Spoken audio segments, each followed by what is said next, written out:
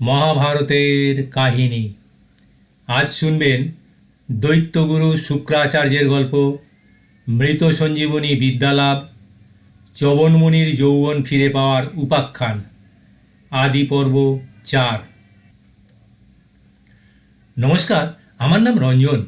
শুনছেন বিশ্বের সর্বশ্রেষ্ঠ মহাকাব্য মহাভারতের কাহিনী। মহাভারতে ধর্ম, রাজনীতি, রণকৌশল, অর্থনীতি, বিজ্ঞান, শিল্পকলা, গার্হস্থ্য ধর্ম, রাজধর্ম প্রভৃতি শিক্ষণীয় বিষয় রয়েছে। এজন্য কথিত আছে, যা নেই মহাভারতে তা নেই ভারতে। এটি ভারতীয় সংস্কৃতি, ধর্ম ও মানব জীবনের এক অমূল্য মহাগ্রন্থ।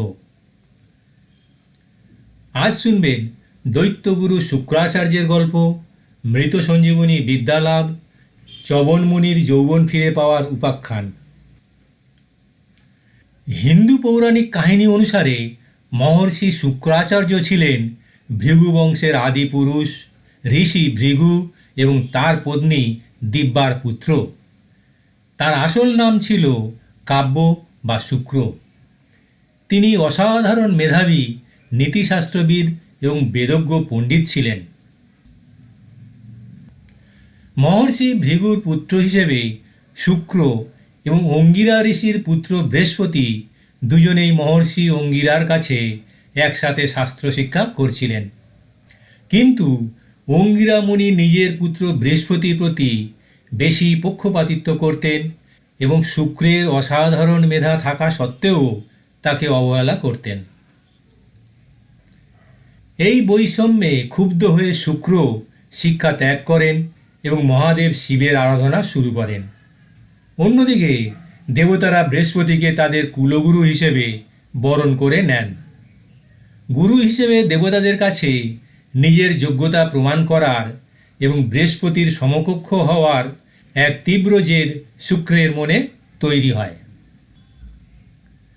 দেবতাদের নিজস্ব গুরু বৃহস্পতি এবং অলৌকিক শক্তি থাকায় তারা সব সময় যুদ্ধে অসুরদের পরাজিত করতেন। অসহায় অসুররা তখন এমন একজন গুরুর খোঁজ করছিলেন যিনি দেবতাদের বৃহস্পতির চেয়েও জ্ঞানী এবং শক্তিশালী। অসুর রাজারা শুক্রের অগাধ পাণ্ডিত্যের কথা জানতে পেরে তার শরণাপন্ন হন। শুক্র দেখলেন যে দেবতারা ইতিমধ্যেই বৃহস্পতিকে গুরু মেনেছে, তাই তিনি অসুরদের প্রস্তাব গ্রহণ করেন। তিনি প্রতিজ্ঞা করেন যে তার জ্ঞান এবং শক্তির মাধ্যমে তিনি অসুরদের রক্ষা করবেন এবং দেবতাদের অহংকার চূর্ণ করবেন। অসুরদের গুরু হওয়ার পর শুক্রাচার্য বুঝতে পারেন যে দেবতাদের অমরত্বের কারণে অসুররা যুদ্ধে বারবার মারা যাচ্ছে। এই সমস্যার সমাধানের জন্য তিনি মহাদেব শিবের ঘোর তপস্যা শুরু করেন। তিনি শত বছর ধরে উল্টো হয়ে ঝুলে ধোঁয়া খেয়ে কঠিন সাধনা করেন। তার এই কঠোর তপস্যায় সন্তুষ্ট হয়ে শিব তাকে মৃত সঞ্জীবনী বিদ্যা দান করেন। এই অলৌকিক বিদ্যার সাহায্যে শুক্র যুদ্ধে মৃত যে কোনো অসুরকে পুনরায় জীবিত করতে পারতেন। এই ক্ষমতার কারণে অসুররা দেবরাজ ইন্দ্রের সমকক্ষ শক্তিশালী হয়ে ওঠেন। চবনমুনির যৌবন ফিরে পাওয়ার উপাখ্যান। মহর্ষি চবন ছিলেন ভৃগু বংশের অন্যতম তেজস্বী ঋষি এবং মহর্ষি ভৃগুর পুত্র। ঋষি চবন বছরের পর বছর এক জায়গায় বসে গভীর তপস্যা করছিলেন। তপস্যার তীব্রতায় তার সারা শরীর উইয়ের ঢিপি বা বল্মিক স্তূপ দিয়ে ঢেকে গিয়েছিল এবং কেবল তার দুটি চোখ জোনাকির মতো জ্বলজ্বল করছিল। একদিন বৈবসৎ মনুর পুত্র রাজা সরজাতি তার সৈন্যদল এবং রূপবতী কন্যা সুকন্যাকে নিয়ে সেই বনের কাছে আসেন। বনের মধ্যে ঘুরতে ঘুরতে সুকন্যা সেই উইয়ের ঢিপিটি দেখতে পান। কৌতূহলবশত ঢিপির ভেতরে জ্বলতে থাকা দুটি বস্তুকে মণি বা আলো ভেবে তিনি একটি কাঠি দিয়ে খোঁচা দেন। এর ফলে ঋষি চবনের দুটি চোখই অন্ধ হয়ে যায় এবং তার তপস্যা ভঙ্গ হয়। মহর্ষির চোখ অন্ধ হওয়ার সাথে সাথেই রাজার পুরো সৈন্যদল মলমূত্র ত্যাগের সমস্যায় ভুগতে শুরু করে। রাজা স্বর্জাতি বুঝতে পারেন যে এটি কোনো ঋষির অভিশাপ। খোঁজ নিয়ে যখন তিনি জানতে পারেন তার কন্যার অবুঝ ভুলের কথা, তখন তিনি ঋষির কাছে ক্ষমা চান। ঋষি চ্যবন শান্ত হন, কিন্তু শর্ত দেন যে রাজকন্যা সুকন্যাকে তার সেবার জন্য দান করতে হবে। পিতার রাজ্য ও সৈন্যদের বাঁচাতে সুকন্যা সানন্দে সেই অন্ধ ও অতি বৃদ্ধ ঋষিকে স্বামী হিসেবে বরণ করে নেন এবং গভীর নিষ্ঠার সাথে বনের আশ্রমে তার সেবা করতে থাকেন। একদিন দেবতাদের চিকিৎসক যমজ ভ্রাতা অশ্বিনী কুমারদ্বয় সেই আশ্রমের পাশ দিয়ে যাচ্ছিলেন। তারা সুকন্যার অপূর্ব রূপ ও যৌবন দেখে বিস্মিত হন এবং এক বৃদ্ধ অন্ধ ঋষির সেবা করতে দেখে দুঃখ প্রকাশ করেন। তারা সুকন্যাকে প্রলোভন দেখান চ্যবনকে ত্যাগ করে তাদের যে কোনো একজনকে বিয়ে করার জন্য। কিন্তু পতিব্রতা সুকন্যা তাদের এই প্রস্তাব দৃঢ়ভাবে প্রত্যাখ্যান করেন। সুকন্যার এই অটুট স্বামীভক্তি দেখে অশ্বিনী কুমারদ্বয় অত্যন্ত সন্তুষ্ট হন এবং ঋষি চ্যবনের চোখের দৃষ্টি ও নবযৌবন ফিরিয়ে দেওয়ার প্রস্তাব দেন। তবে তারা একটি চতুর শর্ত রাখেন।